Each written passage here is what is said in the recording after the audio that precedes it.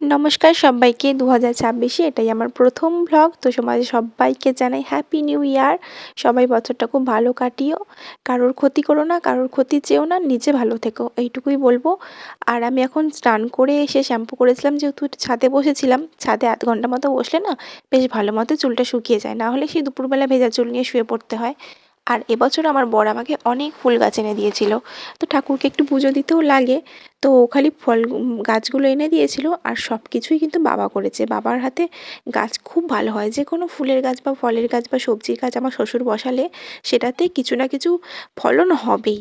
তো দেখো, স্ট্রবেরি গাছেও দুটো ফুল এসেছে, হয়তো স্ট্রবেরি হতে পারে। তারপরে ছাদ থেকে নেমে লাঞ্চ করে নিলাম। লাঞ্চে করেছিলাম রুই মাছের ঝোল, বাট আমার কালকে চিংড়ি মাছ ছিল, সেটা দিয়েই ভাত খেলাম।